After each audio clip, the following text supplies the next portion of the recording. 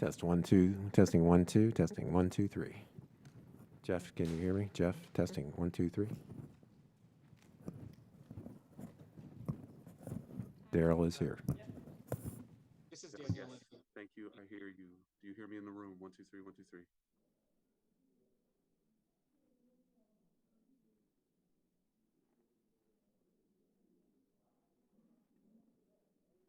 Daryl Atchison, do you hear me in the room? 1 2 3, 1 2 3, 1 2 3.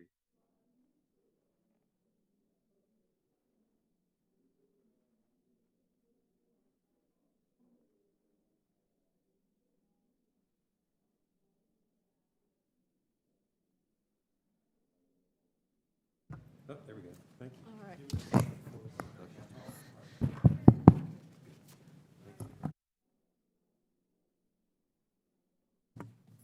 Okay, Jeff, you still listening? Testing 1 2 3, 1 2 3, testing 1 2.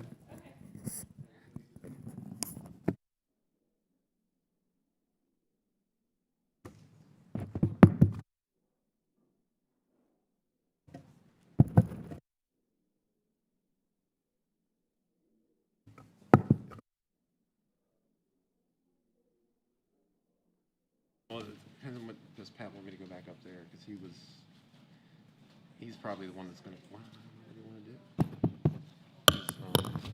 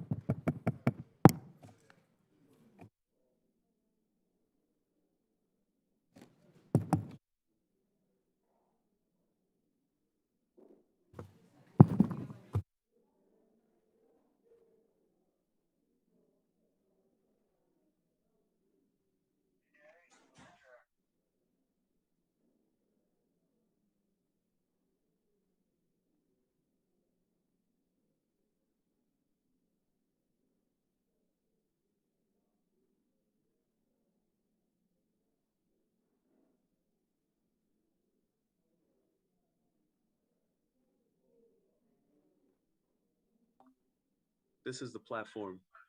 1 2 3 4 5.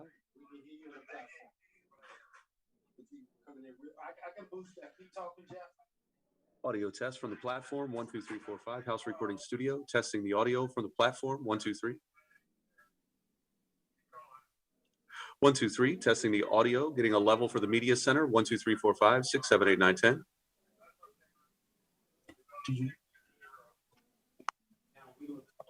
John Erman, do you hear me in the room? Okay. John, talk. Test 1 2, 1 2 3. Testing. Daryl, you hear me? Testing 1 2, 1 2.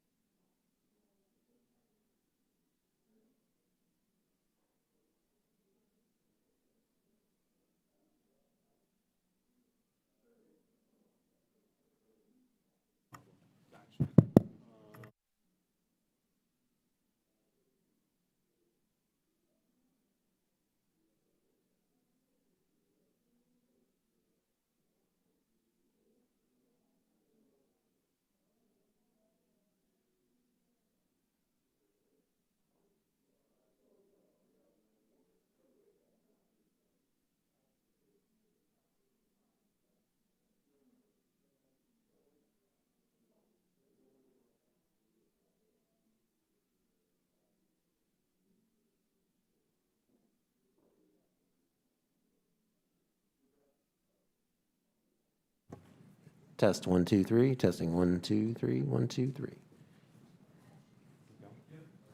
Keep going, Daryl. Testing 1, 2, 3. Do you hear me, Phone Daryl? check, 1, 2, 3 from Zoom. This is a Zoom audio check, 1, 2, 3, 1, 2, 3.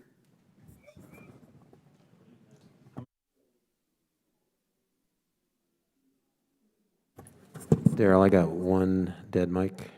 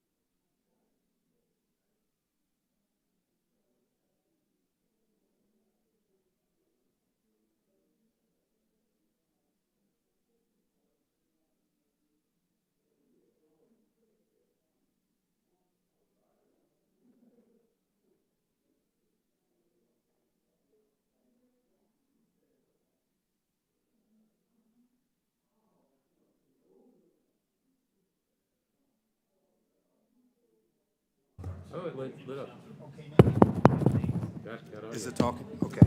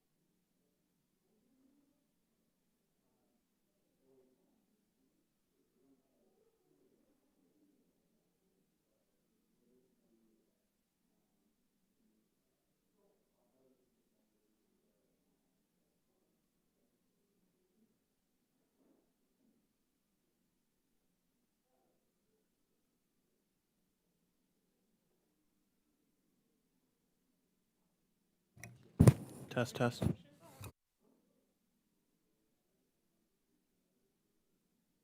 Hey, Matt, this is Daniel. We could hear you.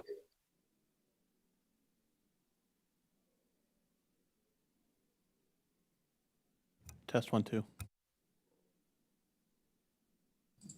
Yep.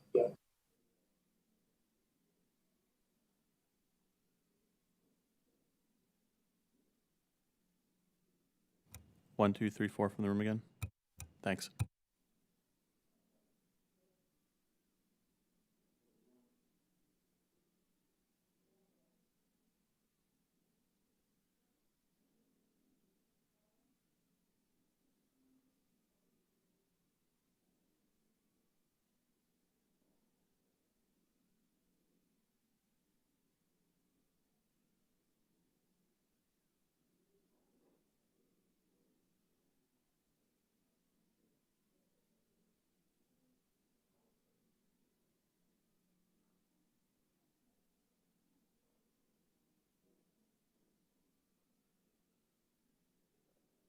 Daniel, please shift all participants to gallery view.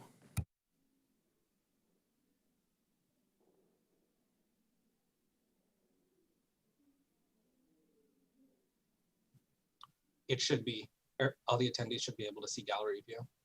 I think there's only 2 video feeds. That's why it might look like that.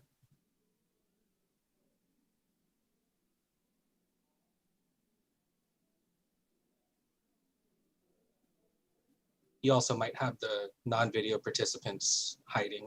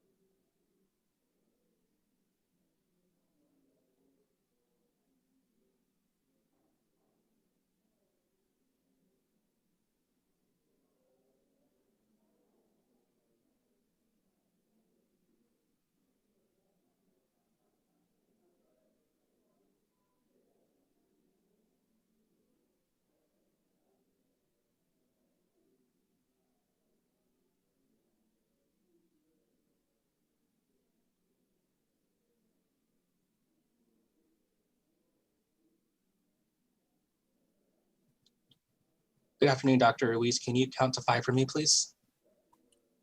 1, 2, 3, 4, 5. Gracias.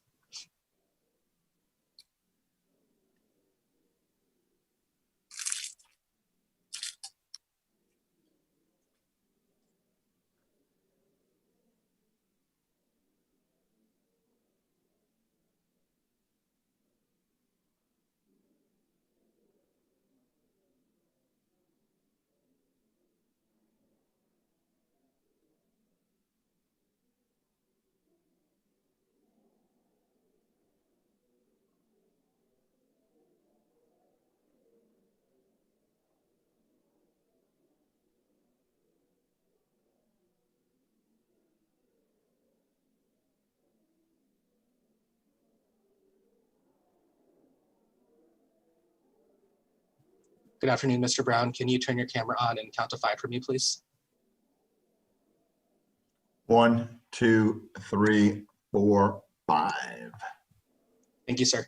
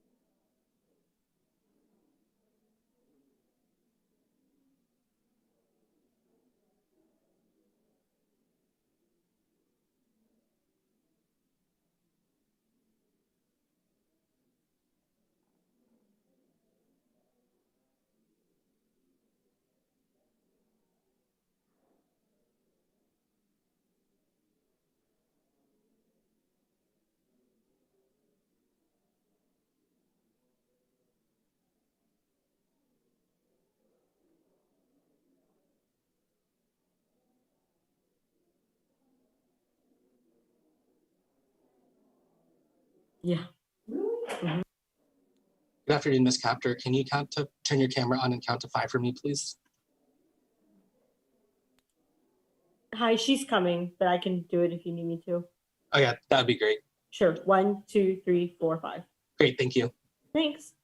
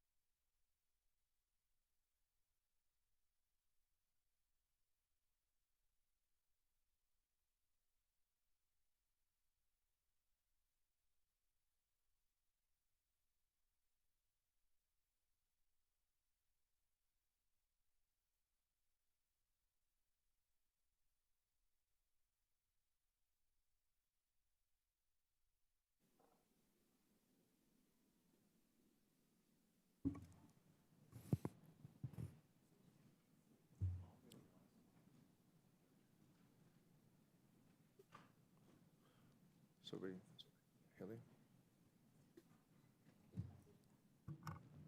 Are the technical staff and platform hosts ready to begin? Yes.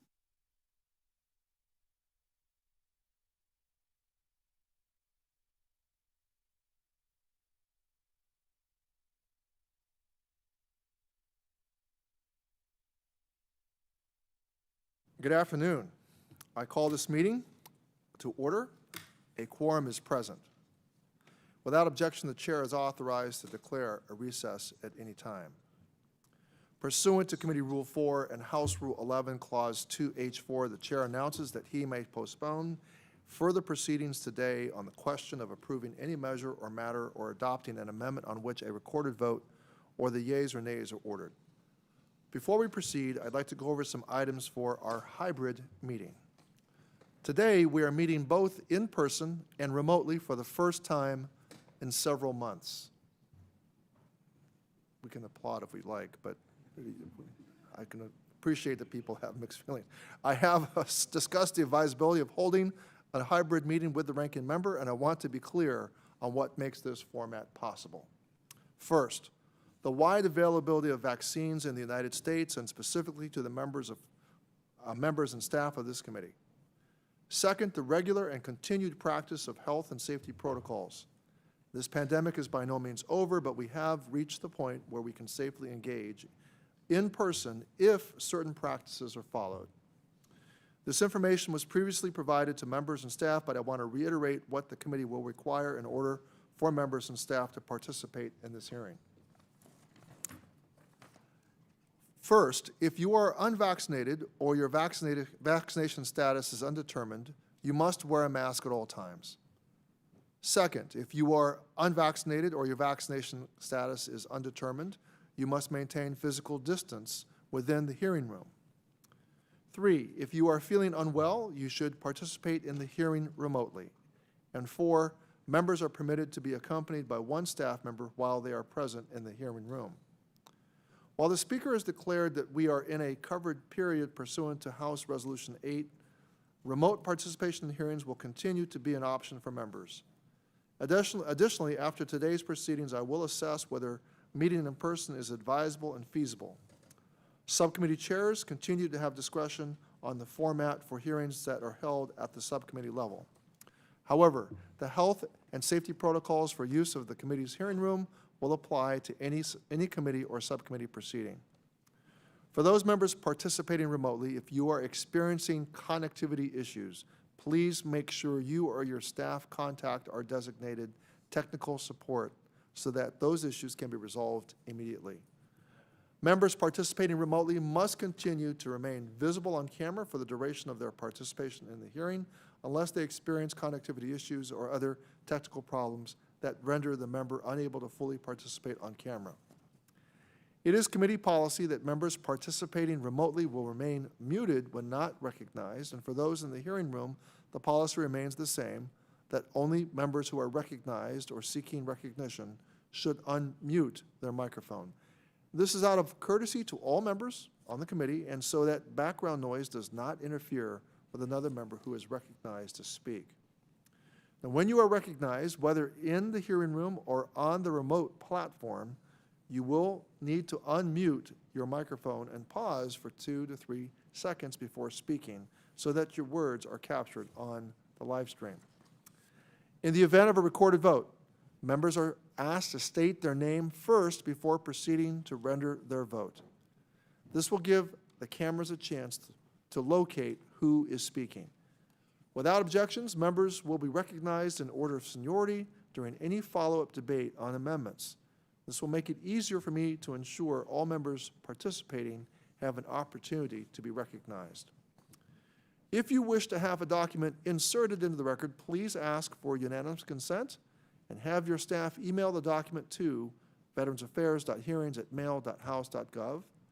It will be uploaded to the committee document repository. Please also use this email to submit any amendments that have not been previously submitted. Does any member have a question about the procedures for today's meeting? Hearing none and seeing none, we will proceed. I will now recognize myself for an opening statement. So I want to thank everyone for being here. Today, I'm proud to mark up our bipartisan Honoring Our PACT Act. This has been a long time coming. Since I first joined the Congress back in 2013, I have been working to address toxic exposure. Every day I hear from veterans who are speaking out about their exposure to environmental hazards and toxic substances, whether it's airborne hazards from burn pits or other sources while serving abroad, contaminated water at military bases from PFAS and other toxins, or radiation from atomic testing and cleanups. Last Congress, we took major strides and finally came together to pass the Blue Water Navy Vietnam Veterans Act. But it took more than 40 years to do that. Let me emphasize that, 40 years. That does not take away from what is a monumental accomplishment, a bipartisan accomplishment. But the victory is bittersweet. Far too many veterans, for far too many veterans, help came too late, or not at all. We simply cannot let that happen again. This experience made it clear to me that we cannot keep legislating one location or disability at a time. We cannot keep the burden on veterans to prove the harm they experience. We cannot pick winners and losers from among conflicts or conditions.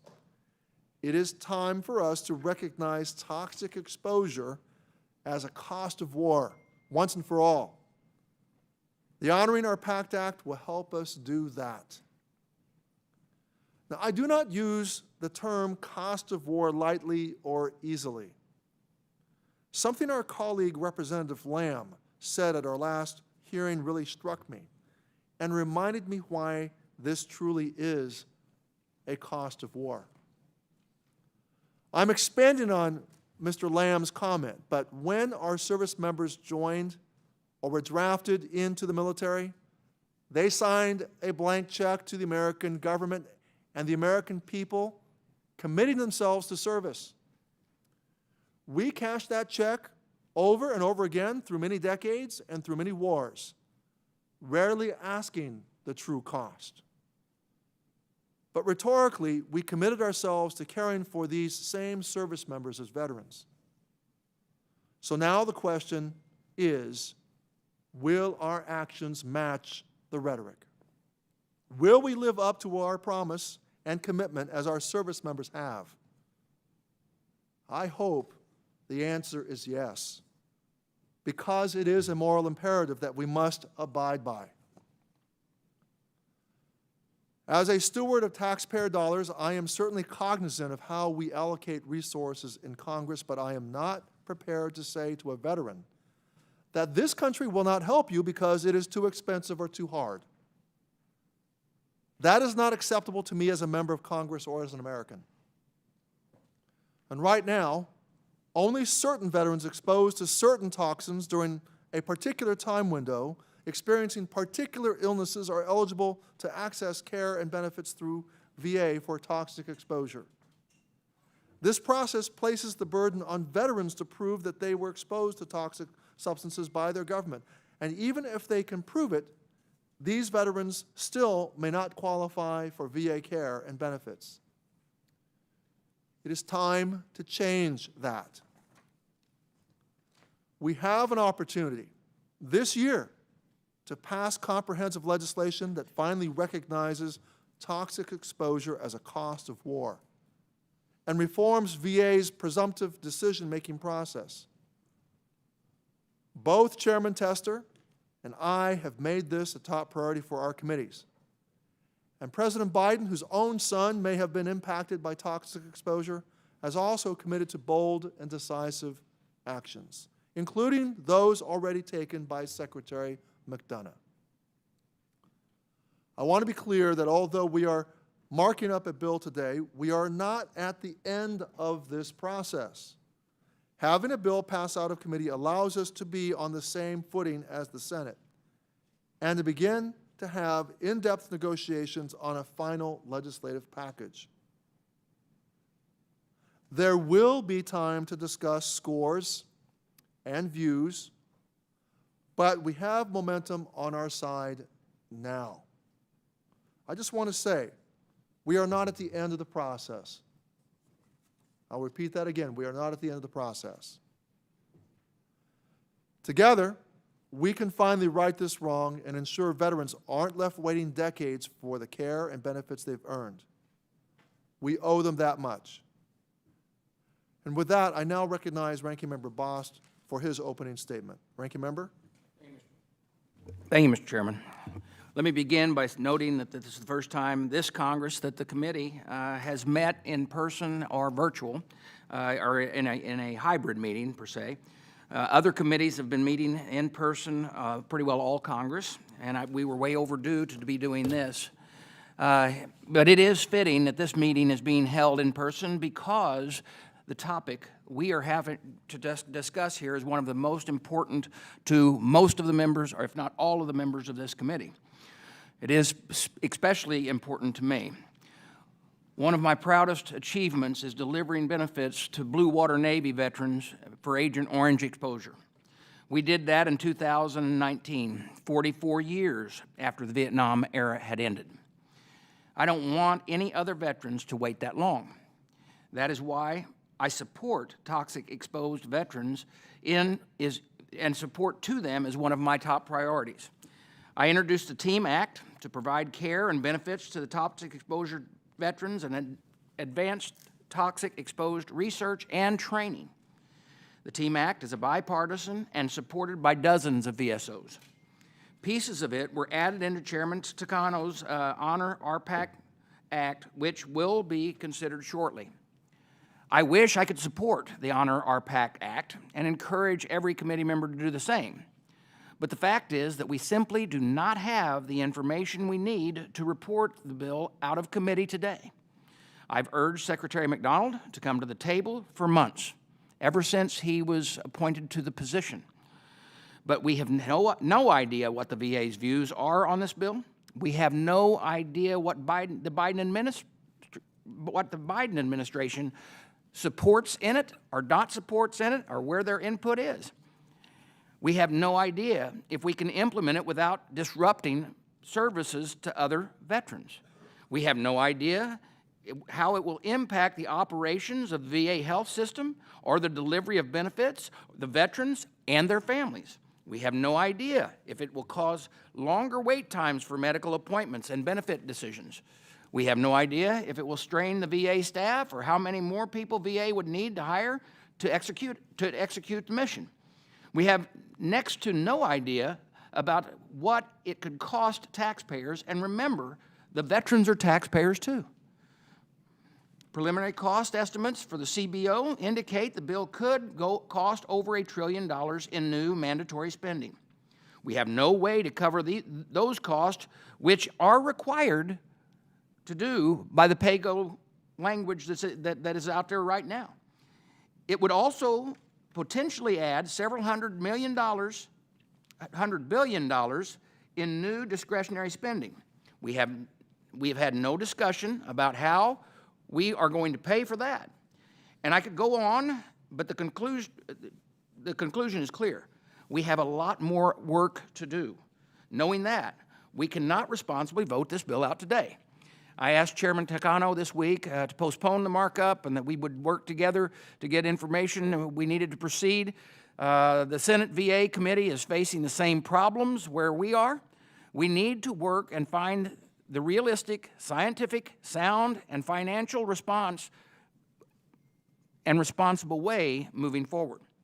We need the Biden administration to be meaningful participants in our conversation. The idea that we have to take that vote, take a vote on a bill out of this committee before that is just hogwash. I wish that it was, well, let me tell you, I know what it's like to serve. I know what it's like to have a family who serves. I know how high the stakes are. I know that was what was mentioned, the cost of war. I'm a Marine. I'm a father of a Marine. I'm a grandfather of a Marine. 2 days ago, I visited Arlen Cemetery and grave sites and countless men and women who have paid that price. This is personal for me, just as much as it is to everyone on this committee.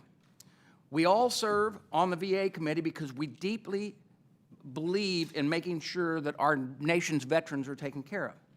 But that doesn't excuse us from our responsibilities to address significant costs of this legislation or the requirements of complying with pay-go rules, and to proceed in a way that is transparent, fair to veterans and taxpayers. It doesn't mean we shouldn't get the information required to determine whether this bill will help toxic exposed veterans without compromising services to other veterans. Too many exposed veterans are sick and dying. I want to help them get the care and benefits that they need. There is bipartisan, bicameral ways to get this done. We need to stop wasting time marking up legislation that we know has no path to success and start working together to deliver the results for veterans. We were elected to do the hard work and make tough calls. I will do nothing less for my fellow veterans. And with that, Mr. Chairman, I yield back. Thank you, Ranking Member Bost. The committee will now proceed to the consideration of H.R. 3967. The clerk will please designate the bill. H.R. 3967, to improve health care and benefits for Text was veterans. circulated in advance pursuant to committee rules. Without objection, the first reading is dispensed with, and without objection, the bill is considered as read and open for amendment at any point. Mr. Chairman, Ranking Member Bost. I move to consider that the consideration of H.R. 3697 be postponed for 90 days so we can work with the administration, Senate, and other stakeholders to find the viable path forward. Are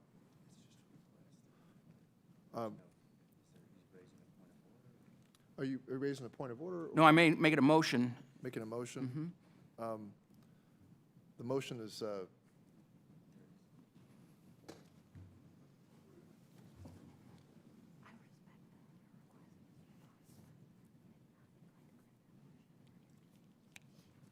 okay.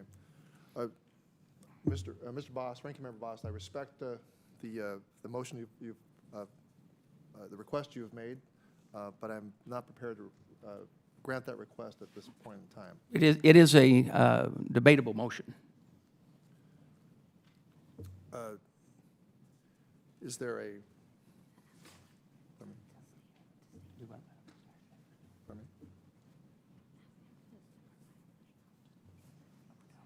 Okay. Ranking Member Bost, can you provide a rationale for the motion? Yes, under my opening statement, whenever I said we do not have the information, and that's what this motion is all about. If we gave, and it's an amendable motion, by the way. We're asking for 90 days, so that way the administration can come forward, that the VA itself can come forward, that we can work with our VSOs, work with our partners across on the other side of the Capitol to sit down to come up with a plan together so that we're not moving forward in a way and not aggressively going after something that can actually become law and provide for our veterans. And that's why I made the motion to postpone for 90 days. Okay. Well, Ranking Member Bost, I'm going to rule against this motion since we do have the views and we do have preliminary responses from CBO, which under the rules of the committee are sufficient for us to be able to proceed. So I will proceed. The motion it does require a vote. Are you I am requesting a vote. Yeah. All right. All those in favor say, all in favor of Ranking Member Bost's motion will signify by saying aye. Aye. Aye. Any opposed will say no. No. No. No. Roll call. The noes have it. The motion is not agreed to. Mr. Chairman, roll call.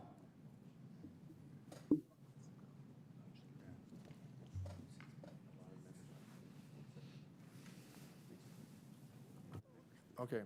Subject to the call of the chair, will be in recess. And we will have the Did you- roll call. Roll call when we get back, okay. Yeah. We'll have the roll call subject to the call of the chair.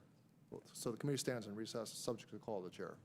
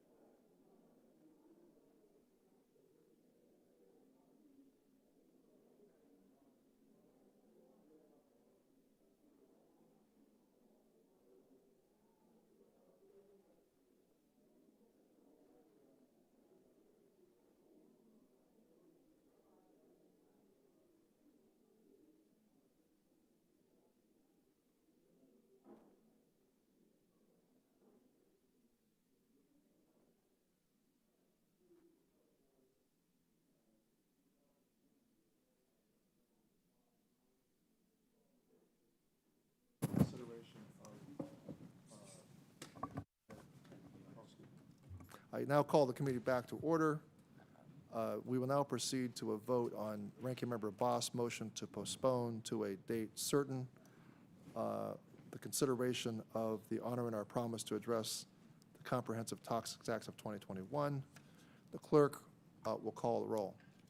Ms. Brownlee, Brownlee votes no. Mr. Lamb, Mr. Lamb, Lamb votes no. Lamb votes no. Mr. Levin, Levin votes no. Mr. Pappas, Mr. Pappas, Ms. Loria, Ms. Loria. No. Mr. Mervan, Van votes no.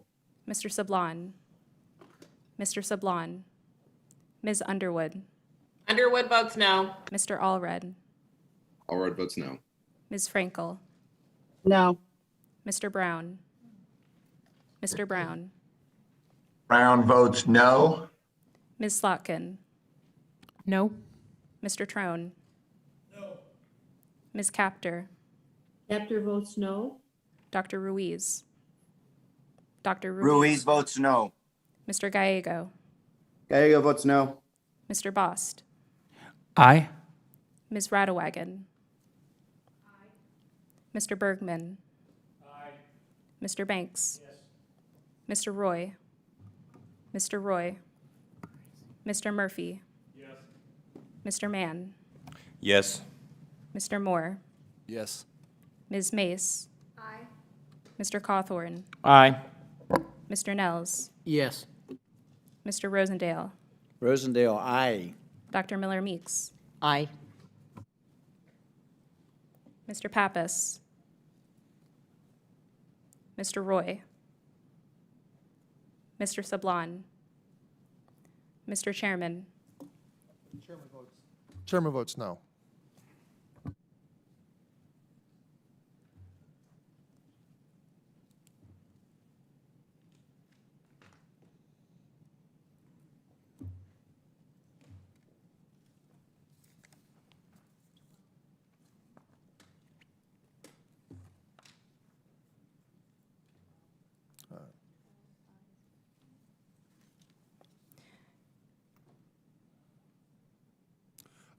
The clerk will report the result. Mr. Chairman, for this vote, there are 12 ayes and 15 noes. The motion is not agreed to, and we will now proceed to consideration of the honoring our promise to address Comprehensive Toxics Act or the honoring our PACT Act. And I will now recognize myself. I was in the, we had the text circulate in advance, and the first reading is dispensed with. The bill that we see before us today is the culmination of years of work by my colleagues and our staffs and advocacy by our veteran service organizations, and based on 15 proposals from members on both sides of the aisle, the Honoring Our Promise to Address Comprehensive Toxic Act of 2021, or the Honoring Our PACT Act, gives us an opportunity to finally recognize toxic exposure as a cost of war. VA's current decision-making process isn't working for veterans, and many are left wondering if they should even file a disability claim at all, knowing that it simply will be denied. Our bill impacts every aspect of toxic exposure and seeks to reform VA's process and eliminate the need for continued congressional intervention. When we send our service members into harm's way, we do so with a promise to care for them and pay for that care when they come home. It is time we honor our PACT. Our bill will provide health care for potentially as many as 3.5 million veterans exposed to airborne hazards and burn pits. It will streamline VA's review process. It will finally concede exposure to airborne hazards and burn pits. It will require medical exams and opinions for veterans with toxic exposure disability claims. It will establish a presumption of service connection for 23 respiratory illnesses and cancers related to burn pits and airborne hazards exposure. It will create a presumption of exposure to radiation. It will expand Agent Orange exposure and add hypertension and MGUS to the list of presumptions. It will require VA provide standardized training and conduct outreach. And It will improve data collection between VA and DoD and commission studies.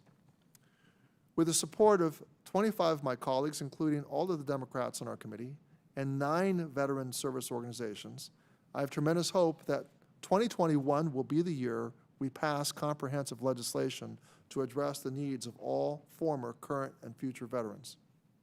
Our package includes bills from members on both sides of the aisle, including Ranking Member Boss' Team Act, and I hope he will join me in passing this landmark legislation.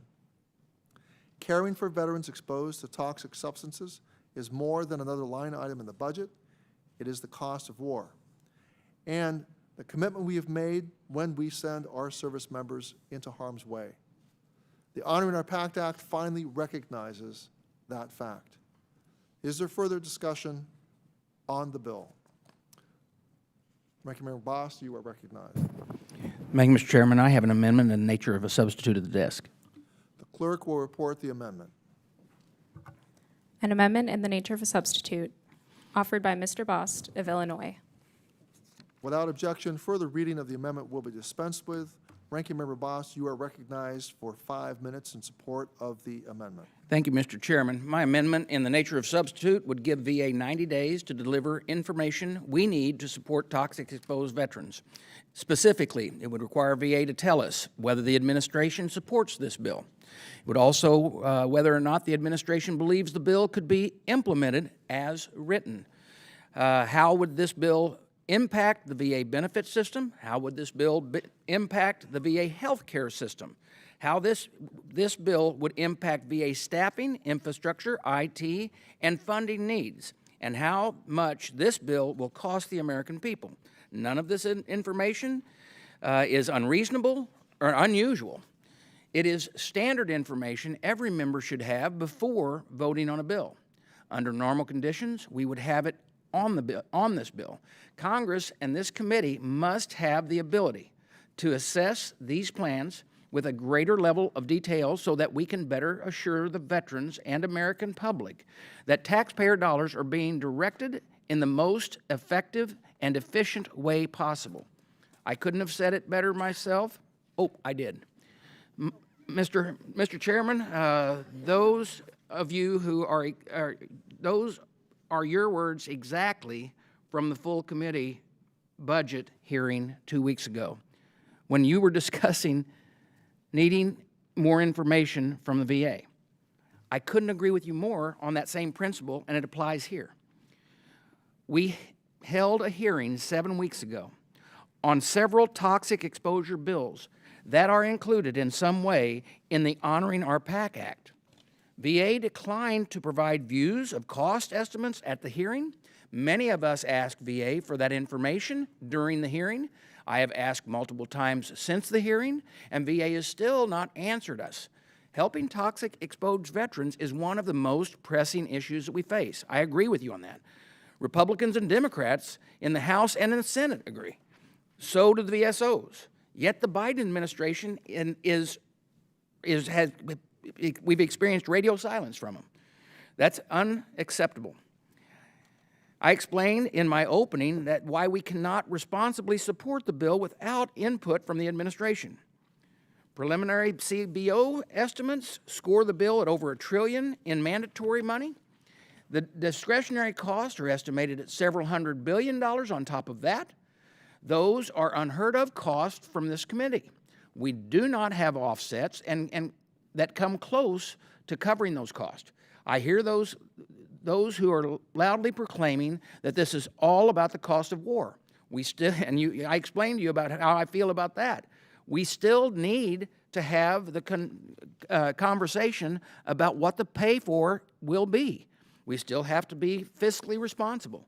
We still have to find a way to support toxic exposed veterans without crippling the economy for future generations and endangering the services that are already being provided to our veterans. Before voting on this bill, we also need to know that it will help the veterans, it is supposed to, and that it will not disrupt services for the veterans that I was just talking about. I have been in Congress long enough to see well-meaning, carefully crafted legislation fail upon first contact with the bureaucracy. We know it very well.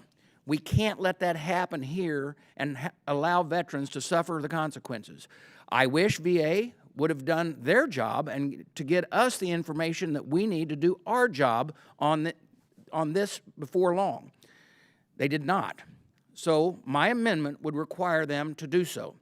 I know that we all care about supporting toxic exposed veterans. It is the right thing to do. My amendment will help us do it the right way. It will give us the information we need and work with the Senate and the stakeholders to deliver the real results for toxic exposed veterans. I hope it will have the support of every single member on this committee, and with that, I yield back. Thank you, Ranking Member Boss. I do not support this amendment, and I will be urging members to join me in voting no. Ranking Member Boss' amendment would strike this entire comprehensive toxic exposure package based on 15 bills from members on both sides of the aisle and replace it with a feasibility and advisability study on implementation of the underlying bill. I do appreciate the ranking members raising important points that we must consider as we work on this bill, and for reminding us that this legislation will change how VA takes care of our veterans. However, it is our obligation as a nation to provide benefits and health care to veterans who are sick following toxic exposure because of their service.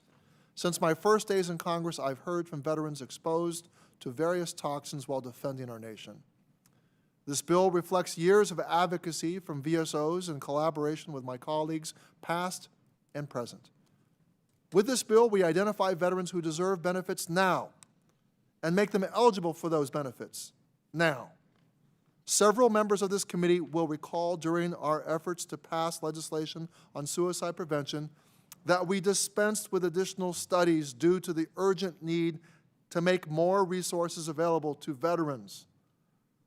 We are in a race against time to honor the pact we have made with our service members affected by toxic exposure. Members on this committee will remember the impactful and emotional testimony offered at our legislative hearing in May by Mr. James Price, who was himself exposed to toxic substances during his military service and whose wife died from a rare cancer they believed was caused by exposure to burn pits. And at the time, my friend and colleague, the ranking member, noted, quote, "Today's hearing has made it painfully clear that the time to act for toxic exposed veterans is now. Thousands of veterans are suffering. They need us to meet this moment with meaningful action to deliver care and benefits they have earned before it's too late," end quote. If adopted, this amendment would delay assistance to veterans like Mr. Price, and unfortunately this bill is already too late to help his dear wife, Lauren. This amendment casts aside the work that we've done here in Congress to craft a comprehensive benefits and health care package for toxic exposed veterans. All the while more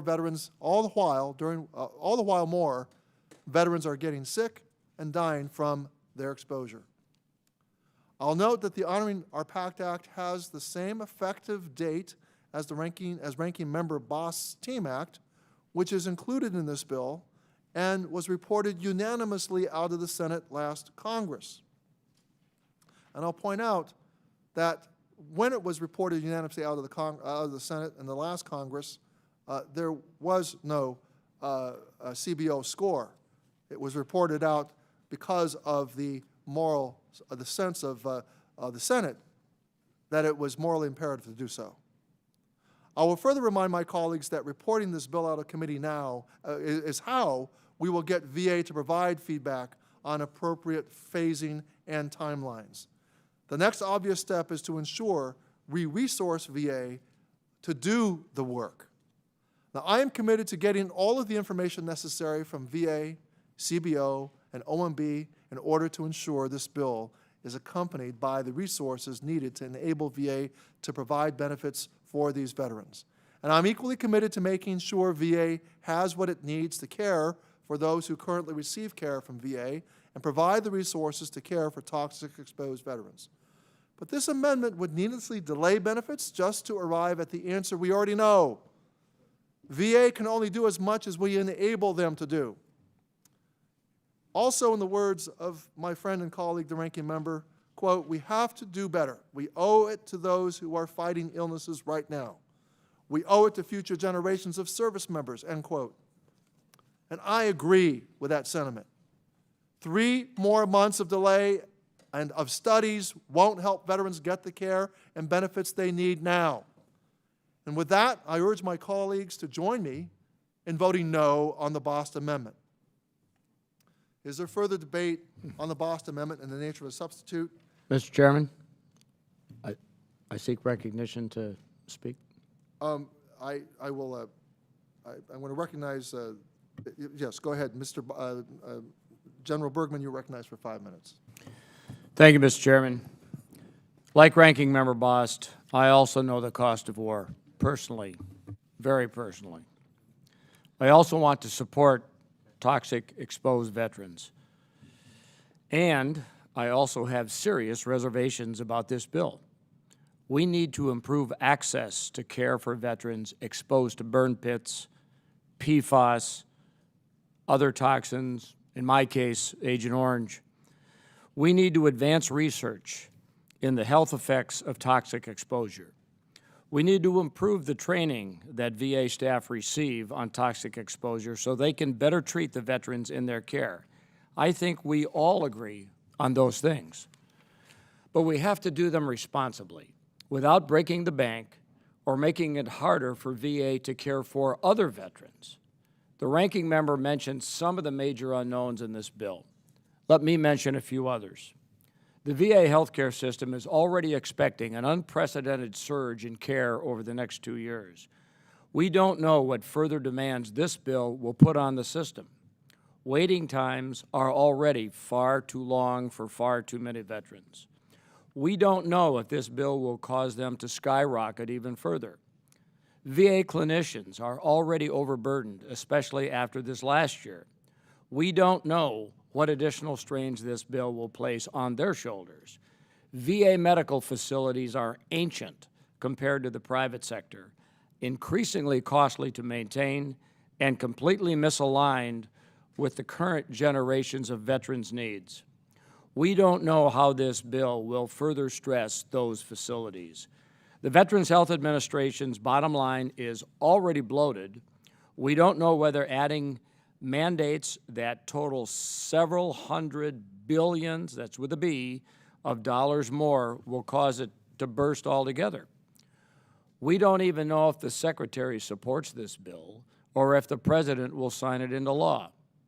Without that information, we cannot, I repeat, cannot move forward with the confidence that this bill is the right thing to do for veterans or for the taxpayers.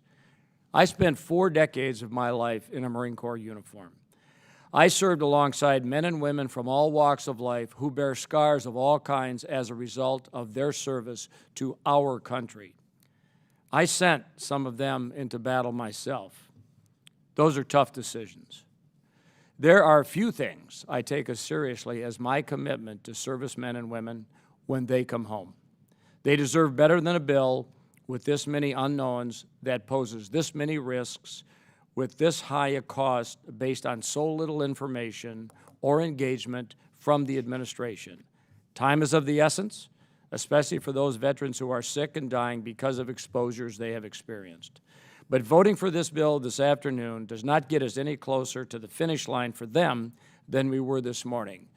In military rifle range terms, we are ready, fire, aim. There is no escaping the fact that we have a lot more work to do. Ranking Member Bost's amendment would give us the time and the information we need to do that work. I will be voting in support of it, and with that, Mr. Chairman, I yield back.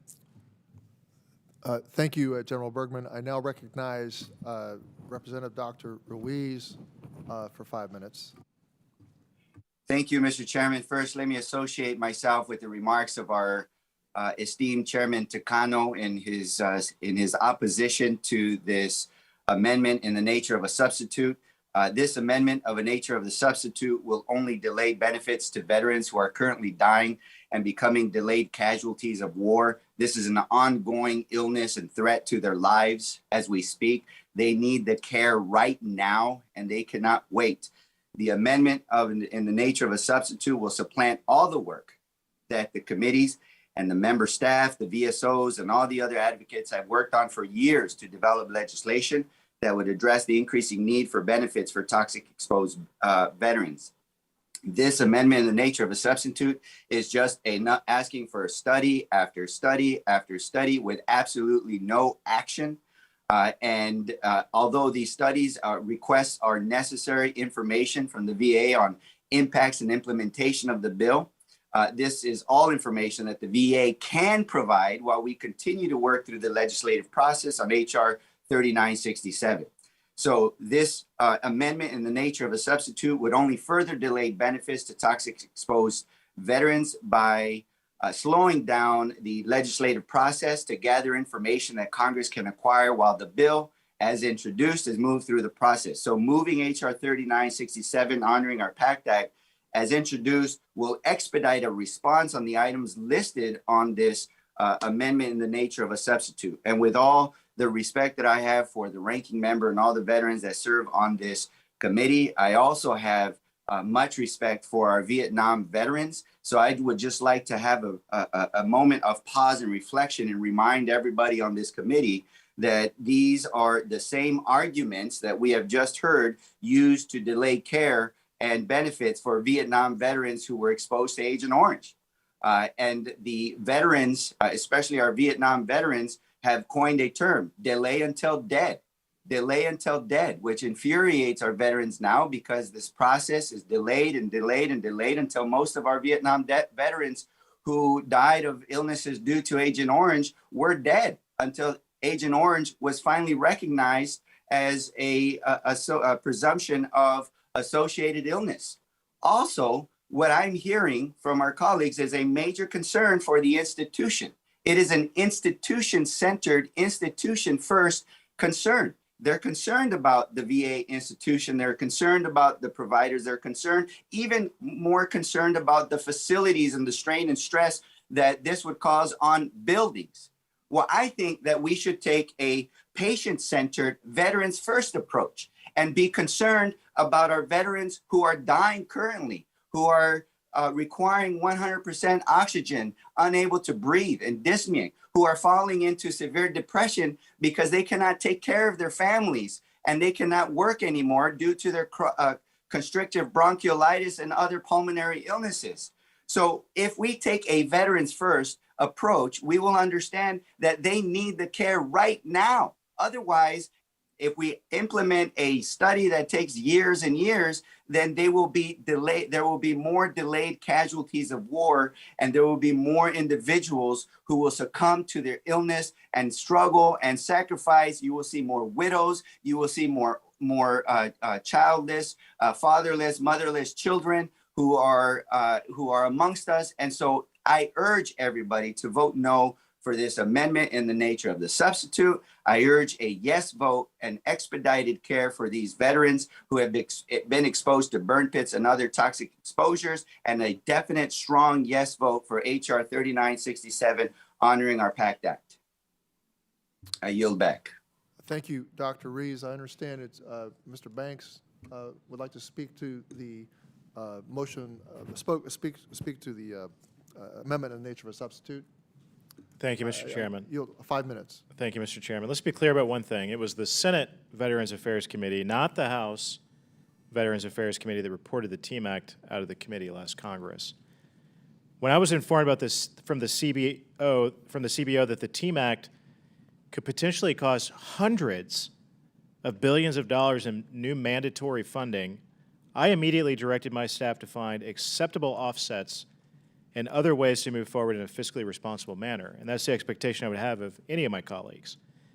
During my time on this committee, for 5 years, we've always had informal cost estimates and input from the administration on bills reported out of the committee, but not this time. As a Republican on the committee, as a veteran on this committee, I'm committed to getting information like that out to all of our members, not just on this committee, but all of our colleagues who will vote on a bill like this when it reaches the floor.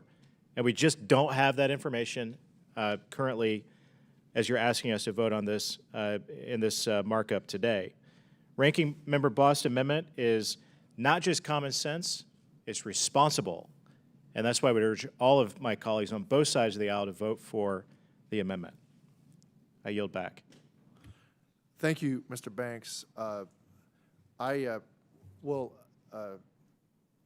have the committee recess until after the final vote. We have 4 votes, so we'll have to come back to order after the final vote of this series. So the committee will stand in recess until after the final vote of this series.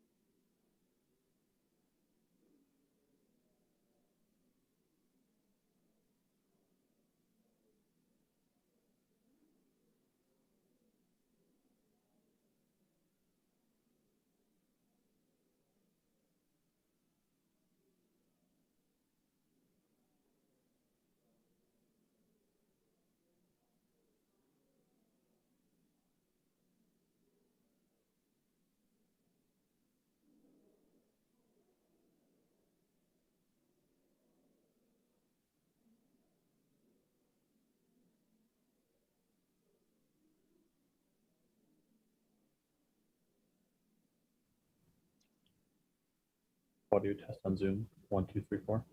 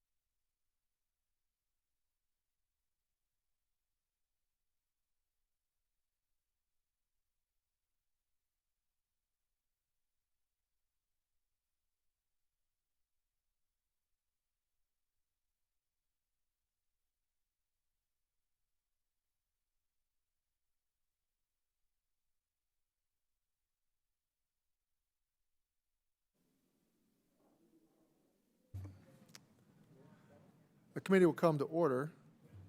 We were considering the amendment in the nature of a substitute. There was discussion on the amendment in the nature of a substitute offered by Mr. Bost. We had just finished comments from the gentleman from Indiana. Are there any other members who wish to speak to the amendment? Mr. Mann, you recognize for 5 minutes. Thank you, Chairman Takano, for allowing me to speak during this markup. I appreciate the traditional bipartisan nature of this committee and everyone's willingness to put politics aside to help our nation's heroes. We have a responsibility to ensure that our veterans receive the treatment they deserve after their service. I know toxic exposure is a priority for me and members of this committee. While I agree with the members of this committee that we need to find a way forward to care for our veterans who were exposed to toxins, I have concerns the legislation we are marking up today is premature, and thus I support this amendment. My first concern is the cost. We have not received a CBO score on this bill, so we do not know how much this will cost the taxpayers. Additionally, we have not been provided any offsets or pay-fors for this legislation. I'm concerned this new spending would take away from our current veteran care and continue ballooning our national debt. My second concern is the lack of information from the Department of Veterans Affairs and the Biden administration. We've asked the VA for information on the implementation requirements and staffing needs to carry out this legislation. We have not received any of the information needed in order to move forward with this bill. Additionally, we have not heard from the Biden administration on their position on the bill. I believe if we delayed moving this legislation until after the VA provides this much-needed information, we could move forward with a better picture and the best path forward. With toxic exposure being such a significantly high priority, I want to ensure we are not moving forward prematurely with legislation that does not meet the needs of our veterans. I'll continue to support efforts that are bipartisan, fiscally responsible, and scientifically sound for our nation's heroes. I agree with what was mentioned before. This feels like ready, fire, aim. Again, reporting this bill out of committee today gets us no closer to the finish line for toxic exposure veterans and their families. The majority is reporting a bill that has no viable path to success. There's no way around the fact that we need information from the VA. We need engagement with the Biden administration. We need to coordinate with the Senate VA committee and have an honest discussion about how we can find a practical path forward. Today's vote does nothing but give veterans and their families premature hope. We should be rolling up our sleeves and getting to work on real solutions for toxic exposed veterans and clearly communicate to them what they should expect. Thus, I support this amendment, and I yield back. Thank you, Mr. Mann. Dr. Murphy, I understand that you wish to be recognized. Yes, Mr. Chairman, thank you. You're recognized for 5 minutes. Mr. Question, do I need to use the talk button logistically? All right, thank you. Thank you, Mr. Chairman, for recognition. Actually, thank you especially for showing up in person. We just walked out of a chamber where 400 of us were together for almost 2 hours, and I believe everybody on the committee really, you know, we've seen that it can be done safely, and it'd be great to see everybody's shining faces in these committee rooms. So, as a member of Congress whose veteran population is more than 89,000 in my district, I have 1/7 of my constituency being veterans. I take the treating the responsibilities of serving on this critical committee with the utmost reverence. With so many veterans and over 52,000 active duty military service members in my district, I am acutely aware of the sacrifices that these heroic and brave men and women have made for our beloved country and continue to make every day. I'm very proud of them and want to ensure that their medical needs are met when they are on active duty and when they are separate from armed forces and transition to the VA medical system. I, like every other member of this august committee, have an unfailing desire to satisfy the medical needs of our veterans who are exposed to toxins while fulfilling their duties to our beloved nation. As many might know, I am a practicing physician, and I have taken care of veterans for over 30 years and actually continue to do it to this day for a variety of conditions. I've looked at this legislation, somewhat perplexed, to be very honest with you, at some of the chemicals involved because they're everyday chemicals. I want our legislation to be meaningful. I want it to have purpose. I actually have sponsored the Camp Lejeune Justice Act, which looks at toxic exposures at Camp Lejeune for 30 years. This is a critical issue that is important to me. I applaud our chairman for his unwavering support of our veterans. However, in this case, I am supportive of the ranking member Boss amendment in the nature of a substitute. This amendment allows the VA time to actually study the impact of 3967 on the VA medical system. For example, does the VA medical system have the capacity to treat the thousands of additional veterans who become eligible to use because of this? That's a real question. I've been in the VA system. The VA system now has an exceedingly difficult time in recruiting providers for the workload that they have today. We need to know these answers. The VA has yet to answer this very basic and pivotal question, and for many others that are related to provisions within this bill. I know this for a fact. We also need to have an open and transparent process to assess the full cost implications of this bill. We simply cannot just spend our way because of emotional needs, haphazardly promising sweeping legislation that entitles our veterans to additional care, but does not, it may amount literally to a hollow promise. It actively does them a disservice. For instance, there is no clear cost estimate at this point that the Biden administration and the CBO have agreed upon. This also may be considered to be due to the incredibly high cost that preliminary estimates have seen, over $1 trillion in mandatory spending over 10 years and billions of dollars of contingency of discretionary spending over the next decade. Please, I think everybody is on the same page on this committee that they are supportive of our veterans, but we have a responsibility to this nation that we do due diligence in this issue. This issue requires bipartisan and support because of its severity and importance. Those issues are without question. However, I strongly believe that at this juncture, a vote on Chairman Takano's bill is premature. We have not, in my opinion, done due diligence on this issue, its cost, its implications to the VA system. Please understand, I am in no way stating we hold off on coming up with a solution over this issue over an indefinite period, but a 90-day period to actually look at this issue critically is actually prudent when discussing this issue. I want to thank on the committee for their commitment to every single person, to our veterans who have done so much for us, and look forward to working with committee members on this important bipartisan issue. Thank you, Mr. Chairman. I yield back. Thank you, Dr. Murphy.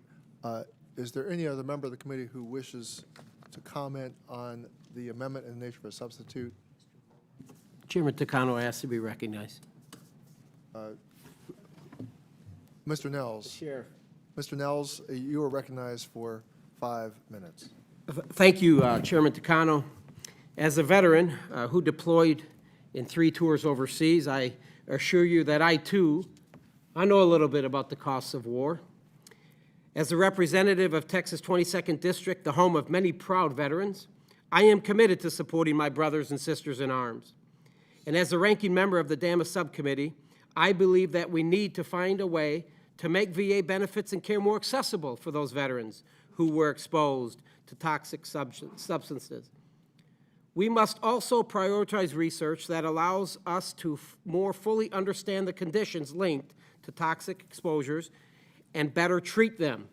However, we must do this in a way that is compassionate, fiscally responsible, and administratively sound.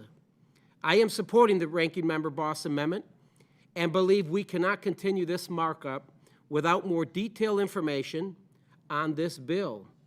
We have not received reliable cost estimates from the CBA or VA, but the initial estimates we have are in the hundreds of billions, if not trillions of dollars in mandatory spending alone.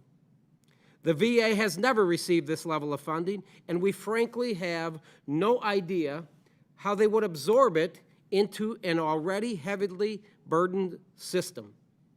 This is because VA has not yet provided views on the bill. The Biden administration has not either.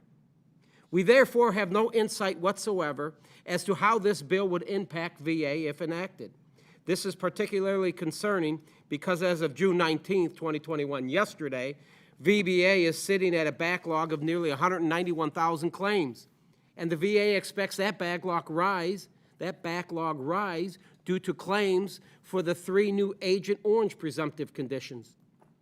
Legislation of this scope could increase that number drastically, putting veterans already waiting for decisions at risk. Furthermore, there are currently over 300,000 exams pending due to the pandemic. We do not know how that number would be affected. How would that number be affected by this legislation? Mr. Chairman, addressing the way the VA handles toxic exposure claims is a mutually shared goal among everybody in this committee, those who have served and those who have not. It is also a shared goal in the Senate. We must work together with our colleagues in the Senate, veterans and stakeholders, to put forward a bill that makes sense. And as I previously mentioned, I have served with brave men and women from all walks of life. Some of them made the ultimate sacrifice. Others return home and are affected in various ways to this day by their service. I am committed to finding a path forward that addresses the needs of toxic exposed veterans. It's fair to the taxpayers and balances the needs of the VA. Unfortunately, I do not believe we can do that today. Thank you. And with that, Mr. Chairman, I yield back. Thank you, Mr. Nels. I now will recognize Mr. Moore, who is on the virtual platform. Mr. Moore, you're recognized for 5 minutes. Thank you, Mr. Chairman. While I'm very supportive of providing the absolute best benefits possible for our veterans, we must know that the decisions that Congress makes cannot be in a vacuum. The process of advancing the bill today before us is clearly being rushed, and it is unwise to move forward without knowing all the facts. How can we move forward on this bill with so many unanswered questions on cost and impact it will have on other VA services? As ranking member of Subcommittee on Economic Opportunity, I am keenly aware of the challenges our economy faces in overcoming COVID-19. The return to the strongest economy in the world's history, built by pro-growth policies of the Republicans in Congress and President Trump, is being held captive by poor decisions of the majority in the Biden administration. These decisions have led to billions in spending, increased inflation, and sluggish job growth. We need to be prepared. We need to be preparing our veterans for the 21st century. And I fear this bill before us today would hamper the VA's ability to provide quality services for veterans. The Veteran Readiness and Employment Program provides individualized reemployment and rehabilitation services to service-connected disabled veterans. The underlying bill will surely create a backlog of new claims for disability benefits. This will result in longer delays for veterans to gain the availability of the VRNE that would put them back to work and on the right track to meaningful employment. I'm also concerned that the increased demands put on disability claims processing will impact the number of counselors available to help veterans in this program. The VA has made great strides to meet the 1 to 125 veteran to counselor ratio. We have no idea what impact this will have on that ratio. I'm also concerned that the increased demand on disability claims processing will inevitably impact the amount of overtime dollars available to processing the VA benefits like the GI Bill. For years, the VA officials have relied on the availability of the overtime funds and the lower GI Bill to processing times during peak enrollments in the fall and early spring. If it is safe to assume that this funding won't be available if there is an increased pressure to reduce backlogs that will be created by the underlying bill. I say it is safe to assume because, again, we don't know 100% certainty what we are pushing and what this bill will do without knowing all the facts. This is why I'm supportive of Ranking Member Boss' amendment that would require answers to my and other members' important questions about this bill's impact moving forward. The people I represent in the 2nd District of Alabama are incredibly patriotic. They sent me to Washington to look after our veterans' best interests. However, they realize that we can't do that and mortgage our children's future at the same time. I'm afraid that if I go forward with this bill without getting the answers to these questions, we'll be making a huge mistake. I urge the adoption of the Boss Amendment in the nature of a substitute. With that, sir, I yield back. Thank you, Mr. Moore. Are there any other members who wish to comment on the Boss Amendment in the nature of a substitute?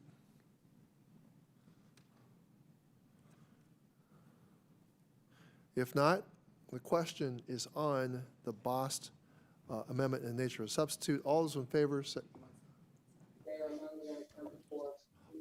favor say aye. Aye. Aye. All those opposed say nay. Aye. No. Nay. The nays or the noes have it. A recorded vote, in the opinion chair, the noes have it, and the amendment is not agreed to. There is a recorded vote requested. Is there a sufficient second? There is. Pursuant to Committee Rule 4, further proceedings on the amendment shall be postponed. Now, is there further debate on H.R. 3967? The members who wish to comment on 3967, the underlying bill. Dr. Ruiz, you are recognized for 5 minutes. Yes, thank you. Can you hear me? Yes, we can. Okay, well, thank you, Chairman Takano, for your work and strong leadership on toxic exposure and burn pits, and for marking up this important piece of legislation today. Months and even years after being exposed to toxic burn pits, service members and veterans are getting sick with illnesses like cancer, respiratory diseases, and autoimmune diseases. And if that isn't bad enough, they have too many hoops to jump through to get help from the VA. And in the end, more than 70% of claims are still being denied, which is why burn pits are being called the Agent Orange of our generation. As a physician and representative of a large veteran population, I am committed to ensuring our service members have access to the health care they earned and deserve. That is why I've been a fierce advocate of these issues for years after learning about the health effects of burn pits from my constituent, Jennifer Kepner. Jennifer was 39 years old. She's an Air Force veteran with a healthy lifestyle and no other risk factors who was battling pancreatic cancer, which her oncologist determined was likely linked to her exposure to burn pits. We lost Jennifer in 2017, but I have continued her fight, which is why I founded the bipartisan bicameral burn pits caucus and have introduced a number of bills and amendments over the years to address this issue. Most recently, I reintroduced the bipartisan bicameral presumptive benefits for warfighters exposed to burn pits and other toxins act, along with Congressman Fitzpatrick and Senators Gillibrand and Rubio. I want to thank Chairman Takano for working with me to include several of those provisions in the Honoring Our PACT Act, which we are considering here today. The Honoring Our PACT Act will help our veterans get the care they have earned and deserve after being exposed to burn pits and other dangerous toxins during their service to our country. It will help veterans like Blake Weller, a field representative in my Hemet district office, and Patrick Keplinger, a former field representative in my office, who are both U.S. Marine veterans who were exposed to toxic burn pits during their military service. We cannot send Americans to war and then complain that it costs too much to care for them when they are sick because of the injuries they sustained while serving our country or illnesses that manifest years after exposure to burn pits or toxic chemicals and become delayed casualties of war. Veterans in this country need advocates, not obstacles when seeking the care they deserve. And so I urge my colleagues to support this crucial and much needed piece of legislation. And again, I want to really thank Chairman Takano for his tireless work on this critical issue.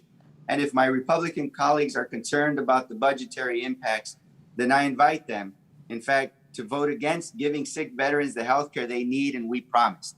But I sincerely hope that there is no price to the service and the sacrifice that our veterans and their fellow service members when they were in war as well, and all of our veterans gave to our country.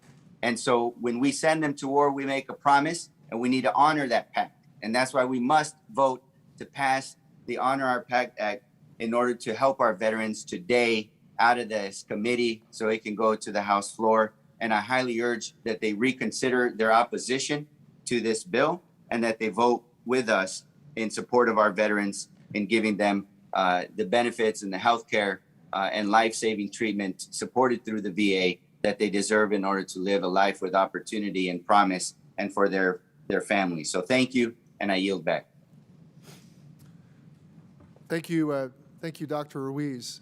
I will, if there is not a member of the Republican or the minority party that wishes to be recognized, I'm going to call on Ms. Luria. Ms. Luria, I recognize you for 5 minutes. Well, thank you, Mr. Chairman. The work of this committee is often a matter of life and death, and today's markup is no exception. This committee set out to address one of the most pressing healthcare issues facing veterans today, securing benefits and primary coverage for veterans exposed to toxic substances while serving overseas, and who now suffer from a variety of serious and even fatal illnesses.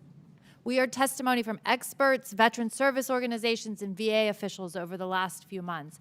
We debated a dozen or more pieces of legislation on toxic exposure, and I'm grateful for the work of my colleagues. I'm proud to see several components of the Covenant Act, a bill that I introduced earlier this year, included in this omnibus legislation that we're considering today. We did not shy away from putting together a bold and comprehensive legislative package that will get veterans the care that they've earned. All of us know how long the veterans of Vietnam waited for benefits. All of us understand that we cannot continue to allow history to repeat itself for our veterans. The Honoring Our PACT Act will put an end to this shameful history by recognizing toxic exposure as a cost of war. Under our bill, any veteran who served in the Middle East, Southwest Asia, East Africa, and the Philippines can get access to benefits and primary care if they developed up to 23 different types of illnesses and cancers. This is the investment our country must make in the men and women who serve. This is the cost of war.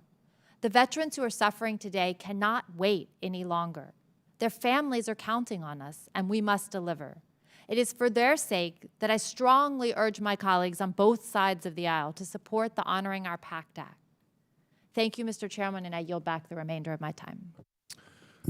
Thank you, Chairwoman, Chair Luria. I thank you and Dr. Ruiz for your very substantive contributions to the PACT Act. I will now recognize Representative Gallego for 5 minutes. Representative Gallego. It's okay. I yield back my time. Okay, thank you, Mr. Gallego. Are there any other members who wish to be recognized?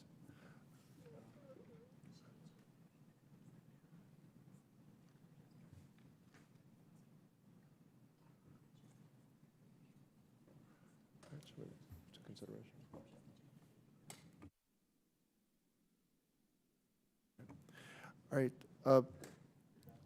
If there's no further debate on the bill on H.R. 3967, we'll now move to the unfinished business of the recorded votes, which were postponed. The recorded vote. The question now occurs on agreeing to the Boston Amendment in the nature of a substitute on which a recorded vote was ordered. The clerk shall call the roll. Ms. Brownlee. Brownlee votes no. Mr. Lamb. Lamb votes no. Mr. Levin. Levin votes no. Mr. Pappas. Mr. Pappas. Ms. Loria, Loria votes no. Mr. Mervan, Mervan votes no. Mr. Sablon, Mr. Sablon, Ms. Underwood, Underwood votes no. Mr. Allred, Allred votes no.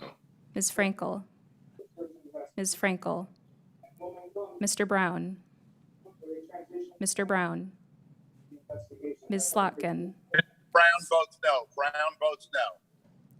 Ms. Slotkin, Slotkin votes no. Okay, they're gonna come back to me, I think. Okay. Frankel votes. Mr. Trone, Ms. Capter, Ms. Capter, Dr. Ruiz, Ruiz votes no. Mr. Gallego, Gallego votes no. Mr. Bost, Ms. Radewagen, Ms. Radewagen, Mr. Bergman, Mr. Banks, Yes. Mr. Roy, Mr. Roy, Dr. Murphy, Dr. Murphy votes yes. Mr. Mann, Man votes As I, yes. the roll call vote is taking place right now, which would have been in the middle of my. Did you get that? Brown, we could hear you. Did you get that man voted yes? Mr. Moore, Moore is a yes. Ms. Mace, Mace is a yes. Mr. Cawthorn, Mr. Cawthorn, Mr. Nels, Nails, yes. Mr. Rosendale, Rosendale's a yes. Dr. Miller Meeks,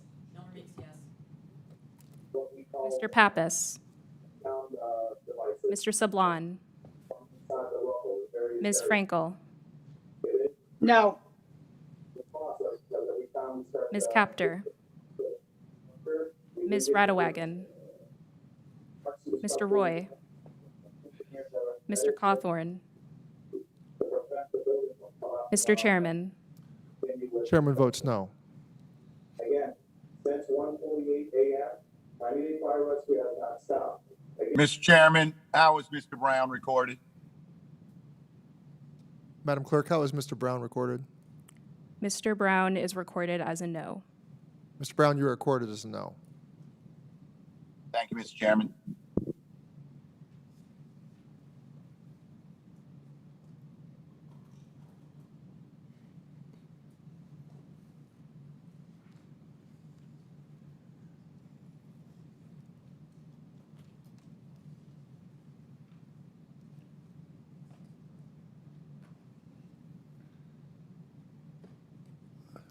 The clerk will report the vote. Mr. Chairman, for this vote, there are 10 ayes and 14 noes.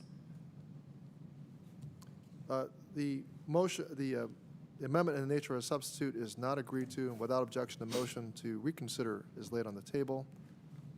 Is there further debate on HR 3967? If not, I recognize Vice Chairman, or actually Mr. Lamb, for a motion.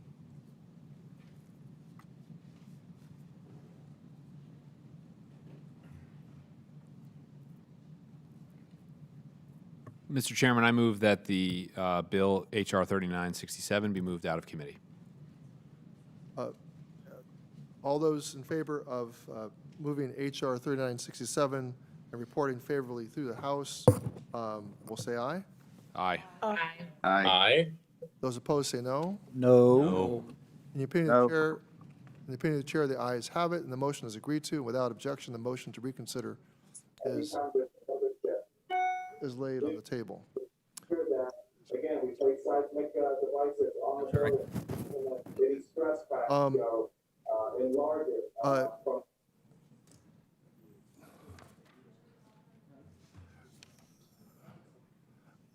The motion to report is agreed to. Without objection, the staff is authorized to make necessary technical and conforming changes.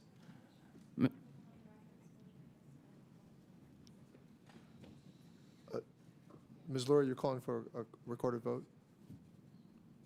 A recorded vote has been requested. Is there a sufficient second? I second.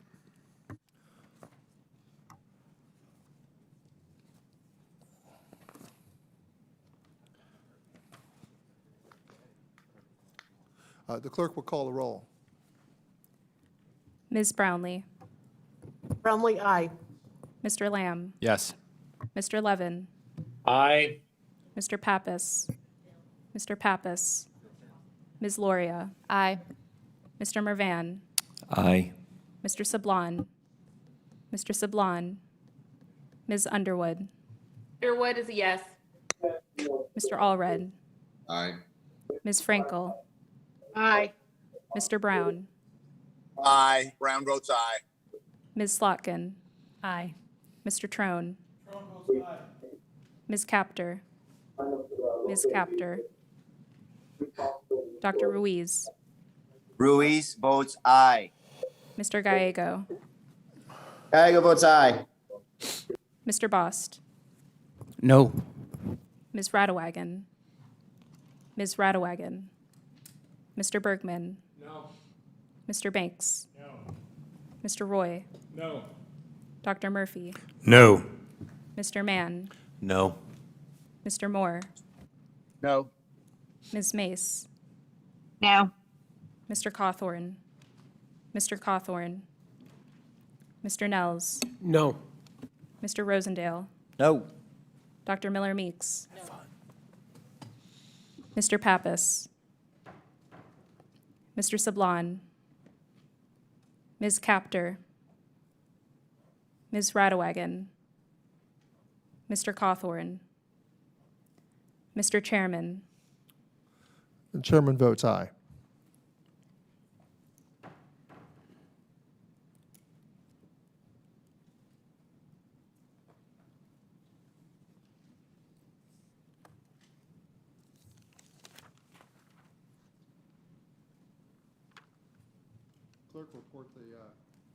The clerk will report the vote. Mr. Chairman, for this vote, there are 14 ayes and 11 noes. The motion to report is agreed to, and without objection, the staff is authorized to make necessary technical and conforming changes without objection. Mr. Chairman, pursuant to Rule 11, Clause 2, I give notice of intent to file minority and supplemental, additional, and dissenting views on H.R. 3967. Without objection. Well, this concludes the business of the markup. Does the ranking member or any other member wish to be recognized before we adjourn? Ranking Member Bost. Thank you, Mr. Chairman, and an opportunity to close. You know, I am disappointed in the results of this markup today. There is no way for Congress to conduct, this is no way for Congress to conduct business. To be clear, the Honor Our PACT Act may have passed out of committee today, but we are no closer to providing the care and benefits to toxic exposed veterans than we were before we started the markup.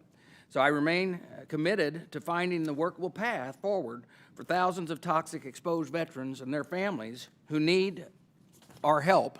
And I want to work with Chairman Takano, Chairman Tester, Ranking Member Moran, VA, and the VSOs to find a realistic, scientific, sound, and financial responsible way to provide this to them. We should have done that before reporting the bill out of committee. This is why I asked the chairman this week to postpone this markup so that we could accomplish these five things. First, get views, cost estimates, and impact statements from VA. Second, get reliable cost estimates from CBO and OMB and have the opportunity to reconcile them. Third, get meaningful input and engage from the Biden administration. Fourth, get an agreement with Chairman Texter and Ranking Member Moran on how to move forward. And finally, engage in an open public dialogue on this issue in light of all of the above information. We have none of these five things right now, but better late than never. The VA has 7 weeks since our hearing to provide views and cost estimates on toxic exposure bills under consideration. They've had longer than that since the Senate held an earlier hearing on many of those same bills. Toxic exposed veterans are sick and dying. VA has found time, has not has found time to do a lot of work on much less important issues. But it's past time for the Biden administration to put things first and get us the information that we need from them on toxic exposures. I will be circulating a letter today asking the committee members to join me in calling for the President and the Secretary to provide this information asked for in the amendment and everything that it would have required. So I hope that even those that voted against my amendment will recognize that it is important for us to get this information, and we need to move forward. I hope they're going to do it very, very quickly, but I don't believe that we're going to be able to get it done at the speed in which they're moving that my amendment would have done anyway, which is the 90 days. And I'd almost be willing to bet on that. But with that, Mr. Chairman, I thank you for allowing me to close, and I yield back. Thank you, Ranking Member Bost, and I appreciate your participation and the participation of all members. I do see that we have other members who wish to comment before we adjourn. Dr. Ruiz, I believe you seek recognition. You're recognized for 5 minutes. Yes, sir, Mr. Chairman. I just want to really applaud your fierce advocacy for our veterans who have been exposed to toxic chemicals and burn pits. This was an incredibly well-run hearing, and I urge my colleagues who voted no against providing the relief and care that our veterans who are dying from burn pits, that they reconsider their vote when it goes to the House floor. This is a real major milestone, and once it goes to the floor, there won't be any hiding behind any institution first, facility first arguments. This is about putting veterans first, making sure that their families get the care and the aid that they need with all due respect, and to make sure that we once and for all put an end to the long wait that veterans have had to endure in getting their care and their benefits due to respiratory illnesses, cancers, autoimmune diseases from their exposure to burn pits. The folks on the other side are saying that we're rushing this. I beg to differ, and I would ask you to ask the widows of those veterans who have died because of their exposures to burn pits if we are rushing this. They're going to tell you that this is way too damn late for us to take action for burn pits, because now their children are without a father or without a mother. And I also want to remind everybody that we've already had some hearings on burn pits from previous Congresses, and there have been public debate, public conversations, especially from our courageous BSOs and Burn Pits 360 members and others who have been shouting from the rooftops that it is time to act on burn pits right now, because we are having delayed casualties of war. They are on life support, and we need to provide them the means to get the treatment and the benefits so that they can live a life with dignity and they can be recognized once and for all. And we can make our promise to the Vietnam veterans real, that we will not have another Agent Orange in our generation. We will not delay until they're dead, that we will provide the care that they need right now. And so with that, I applaud every single member who voted for this bill to move to the House floor. And I encourage those who voted against giving veterans the benefits that they need right now to stay alive and to live a life with dignity, that they change their vote when this vote comes to the House floor, because it will come to the House floor. Thank you, Mr. Chairman. Good job. Thank you, Dr. Ruiz. Is there any other member of the committee who seeks recognition before we adjourn? Mr. Chairman. Mr. Roy, you are recognized for 5 minutes. Yeah, I thank the chairman, and I apologize, I got here at the tail end. We had a 29-hour marathon antitrust hearing in the Judiciary Committee, and then obviously we were voting on the floor, so I wish I'd have been here for the beginning of it. And certainly take to heart the comments of our colleague here about the importance of this to our veterans. I mean, I represent, 75, 80,000 veterans in Central Texas, San Antonio, Military City, USA. Obviously critically important. And nobody here, not one individual in this committee, doesn't want to take care of veterans who have been exposed in this way, have been dealing with toxic exposure. Not one member of the committee. The difference here is that we've got real concerns about the amount of information available to us, about the hearings, about the lack of available interaction from the Biden administration, about the costs, upwards of $300 billion to $1 trillion. CBO estimates not here. I mean, I'm going to go down the laundry list of things we all know. It's just the basic responsible duty of things that we ought to do as a committee to get this right. And we're not doing that. I mean, and I just said something similar in the Judiciary Committee. I don't get a chance to amend this on the floor of the House. The House is fundamentally broken. So in terms of the floor, right? So, whatever we kick out of here at committee, it goes to Rules Committee and then some rooms that I'm not a part of that then gets decided on what the vote is on the floor. And then there's a take it or leave it vote, and then it's kicked over to the Senate, and then there's a bunch of speeches and people patting themselves on the back, and we don't actually sit down and do the hard work of figuring out what we're going to do for veterans. That's literally what's about to happen. Why would we do that? This is the place where we should come to some agreement, and if it kicks out of here unanimously, then, or at least in a strong bipartisan vote, then you get to the floor and you can have a real debate with people getting behind it and then work out something with the Senate. Right now it's going out on party lines because we have fundamental disagreements, not on the purpose, but on the actual information behind this and our concerns about the overall cost, and not just writing a blank check, but rather figuring out the right way to do this in an affordable way and to make it actually work. So with that, I just wish we would revisit this and address it here in committee before kicking it to the floor. As the ranking member said, it's not going to get us anywhere. And I yield back.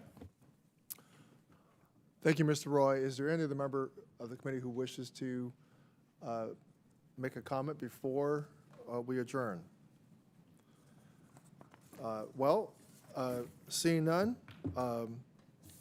I will now just make my final comment. Let me just say that I am very, very pleased that we were able to move the bill out of the committee today. And I will reiterate what I said earlier to the ranking member and all members, including Mr. Roy, who just appeared. This is not the final pass. You did have an opportunity in committee today to amend, to make more than one amendment. We had one amendment filed. I understand and empathize with your concerns about the cost of the bill and the information that has not fully come to fruition.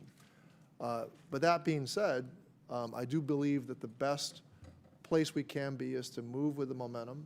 That we do have an evenly divided Senate, but they passed their bill on voice, and substantively it is, our bill is, I won't say insignificantly different, but we have more presumptions in our bill. The Senate has actually passed muster on the more prevalent and expensive presumptions. I actually don't think our bills are that much more far apart, but our bill is clearly more expansive. It's more expansive. We know that the Secretary has undertaken rulemaking on presumptions, and that is going to also be factored in. So we have a moving target as far as what the total cost of this bill will be. But rest assured, we'll be working together in discussions on the final form of a bill that comes forward. And I want you to recognize that we're not, I, as chairman, do not want to place any member of this committee in opposition to helping veterans. I know that's where you're coming from. So I will recognize as such where you're coming from with your plea to slow this down, but I don't believe we need to slow it down. I believe that we can have things working in parallel, and we will be working together. We'll be talking this out, but I do believe that 2021 will be the year that we pass comprehensive legislation to recognize toxic exposure as a cost of war.